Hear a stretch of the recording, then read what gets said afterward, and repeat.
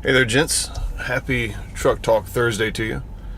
I'm Mike Yarbrough. I'm the founder of Wolf and Iron, and for those of you who are new to this podcast, you're just joining me for the first time, maybe you're going, okay, what is this thing all about?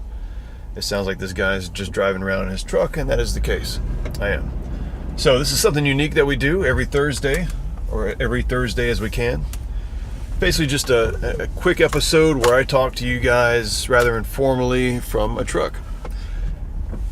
And, you know, the Wolf and Iron podcast that you're listening to is all about helping men become better, really. It's about heeding the high call on your lives. And I believe that there are a lot of guys out there that recognize that there's more to life than the way they're living.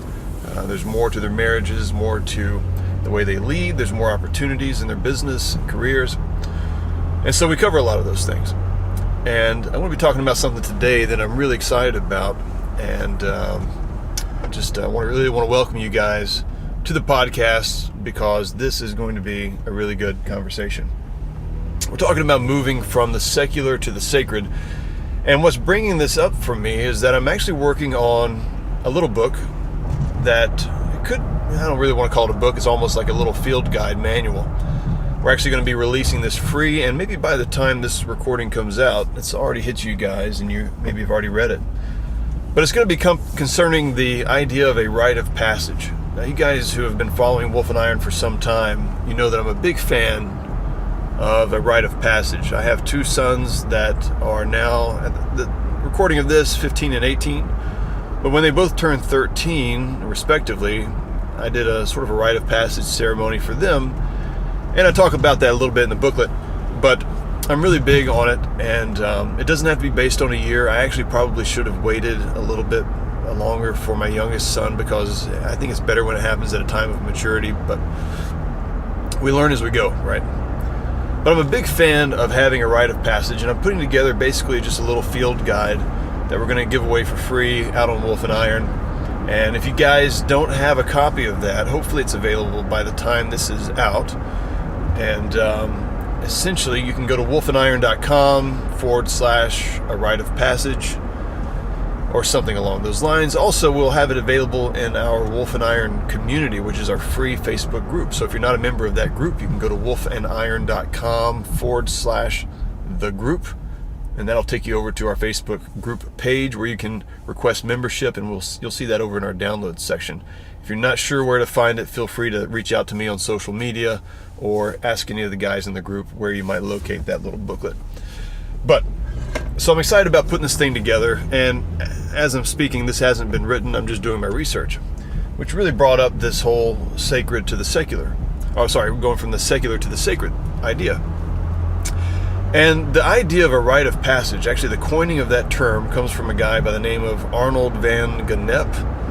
He's French, so I'm probably butchering his name, but he's also dead, so it's okay.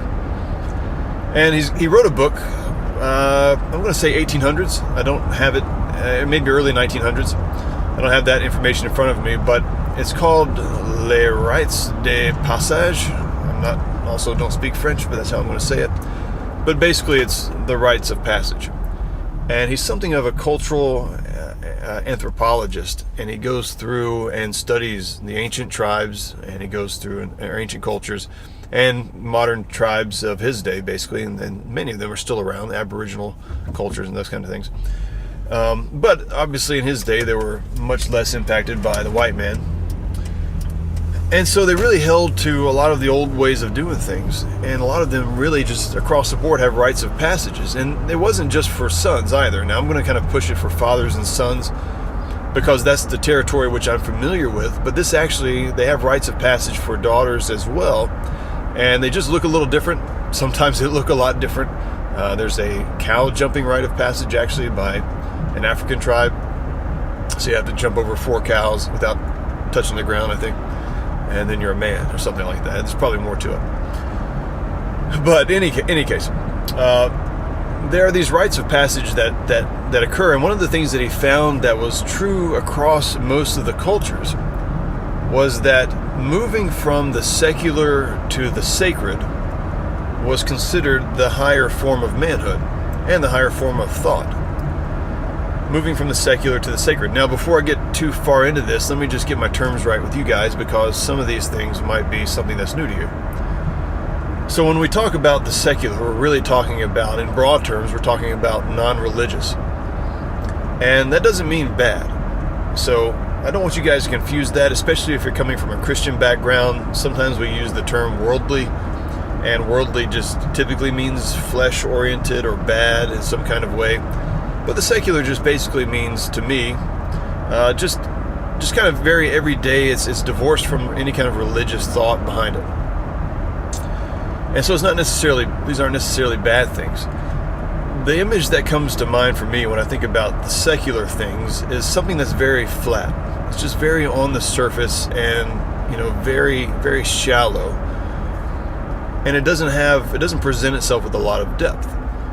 So if we're talking about something like a big topic, let's say love as an example, well, the secular view of love would be gushy and nice and romantic and that kind of stuff. But at the end of the day, it's a very flat kind of thing. A true secularist, someone who's very much into maybe an atheist or a humanist, would say that, well, love is just really a concoction of chemicals. It helps with the mating process and that kind of stuff, drives us to do things, abandon our own desires so that we can pursue mating and that kind of stuff.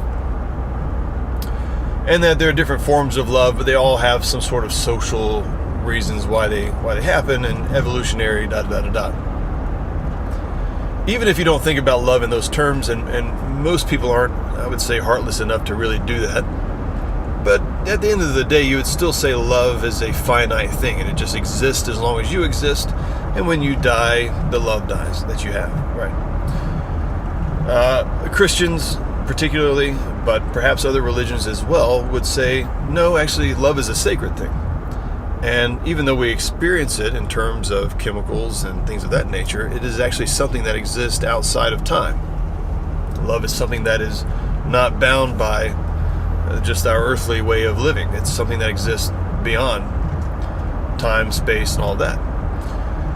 And if that sounds a little too gushy for you for a man's podcast, just hang in with me here. I'm getting to my point. But you can kind of get an idea, just looking at that example, of why somebody might say, well, okay, the secular way of looking at things is very kind of shallow and flat. It has a very finite kind of feel to it. But the sacred way of understanding things, assuming that the sacred ways are true, coming to an understanding of things that are not really bound by what we see, what the way things are just presented in their kind of raw material, really gives way to really an infinite depth to them. What do they mean more than what's obvious? Now, we've kind of flipped this in our society, haven't we? Western culture lately especially has very much flipped this. And we say that the sacred things are imagination, they're dreams, they're wishful things, but that's not reality. And there's nothing manly about believing in things that are just fairy tales and superstition. And that's what children do, right? We say that's what children believe in, the things that aren't real. But a man is practical. A man believes in the things that he can see, that he can touch, that he can actually make an effect with in some kind of way. And as guys, we're practical. We like that. We're drawn to that because that makes sense to us. But I'm going to tell you, I think it's wrong. And I think that the higher form of manhood always pursues the sacred. Because the biggest questions that we're asking in life are, why am I here? What is this all about? What is it all adding up to? What does it mean? Do I have a purpose? And those are the most difficult questions to answer. Yet they're the questions that every man longs for. And when he finds the answers to those questions, any guy who's found some of the answers there, even if he doesn't have all of them, even if he doesn't have the answers totally figured out, I don't think any of us do. But when he gets closer to that, he feels more fulfilled. He feels like he understands his purpose better in life. And he sees that there is a bigger picture and a higher calling that he's being pulled towards. You see, guys, I think that's why the ancient cultures, and it's sad that we left this behind. And the tribal people, they believe that moving from the secular world, from the secular view of things, to the sacred view of things is really a great sign of becoming a man. It's a maturing of the mind. Now here in Western culture, we've flipped that, as I said, and we say, well, no, it's fairy tale. We don't want people to believe in those kinds of things. We want people to stay focused on the secular, because that's real, that's scientific. We can prove things, we can test it. And if that's you, if that's where you sit most of the time, I want you to think about getting away from that. I want you to work towards moving towards the sacred. Now, I don't have time here in my truck to talk to you guys about all the different ways that you can go about doing that. As a Christian, I certainly believe, and I've done my fair amount of studying on the subject, but you'll have to do your own. But as a Christian, I believe that there is a sacredness to just about everything, to our actions, to the things we love, the things where we put our time, where we put our attention, and especially a sacredness with other people. And this really comes down to fathers and sons and fathers and daughters, and just understanding that your children are sacred.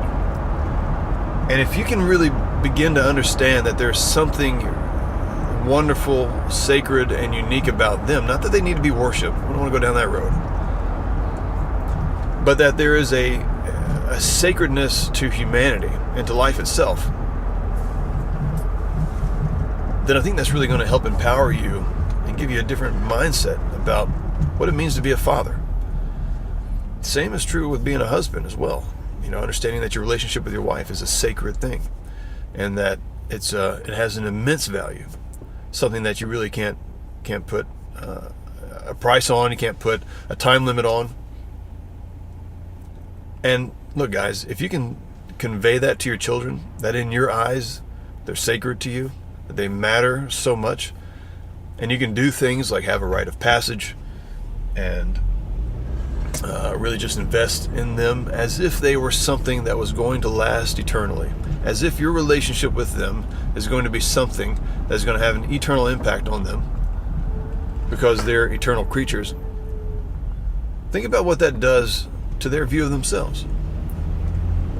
Man, it's an awesome thing, fellas. So, moving from the secular to the sacred, I hope you guys are getting something out of these Truck Talk episodes. I'd love to have you join us over at the Wolf and Iron community. That's our free Facebook group.